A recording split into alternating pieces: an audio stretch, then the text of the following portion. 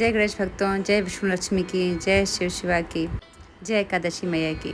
भक्तों, आज कामदा एकादशी है 19 अप्रैल 2024। कामदा एकादशी के दिन भगवान विष्णु की उपासना की जाती है। इस दिन व्रत करने से हर तरह के दुख और कष्टों से मुक्ति मिलती है। मान्यता है कि इस दिन व्रत पूजन करने से विष्णु भगवान अधूरी मनोकामनाएं पूरी करते हैं, इसलिए इसे फलदा एकादशी भी कहा जाता है। ऐसा कहा जाता है कि कामदा एकादशी व्रत कथा सुनने से भी सभी इच्छाएं पूरी होती हैं।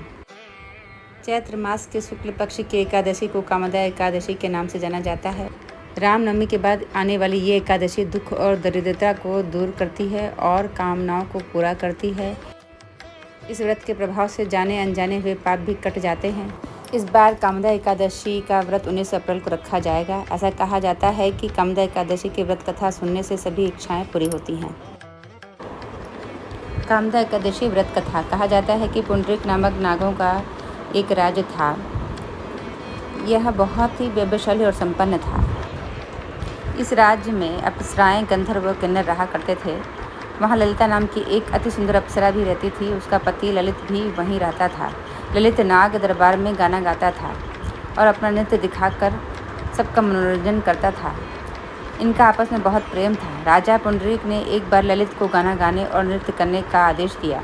ललित नृत्य करते हुए और गाना गाते हुए अपनी पत्नी ललिता को याद करने लगा, जिससे उसके नृत्य और गाने में भूल हो गई। सभा में एक काकटक नाम के नाग देवता उपस्थित थे, जिन्होंने पुंडरीक नामक नाग राजा को ललित की गलती के बारे में बता दिया था। इस बात से राजा पुंडरीक ने नाराज होकर ललित को राक्षस बन जाने का श्राप दे दिया। इसके बाद ललित एक अत्यंत बुरा दिखने वाला राक्षस बन गया। उसकी अप्सरा पत्नी ललिता बहुत दुखी हुई। ललिता अपने पति की मुक्ति के लिए उपाय ढूंढने लगी। तब एक मुनि ने ललिता को कामदा एकादशी व्रत रखने की सलाह दी। ललिता ने मुनि के आश्रम में एकादशी व्रत का पालन किया और इस व्रत का पुण्य लाभ अपने पति को दे दिया। व्रत की शक्ति से ललित को अपने राक्षस रूप से मुक्ति मिल गई और वह फिर से एक सुंदर गायक गंधर्व बन गया। बोलो जय एकादशी मैया की जय, कामदा एकादशी की जय, विष्णु लक्ष्मी की जय, माँ तुलसी की जय, भगवान गरुड़राज की जय। कामदा एकादशी पूजन विधि। इस दिन सुबह उठकर स्नान करने के बाद पहले सूर्य को अर्घ्य दें। इसके बाद भगवान विष्णु की आराधना करें।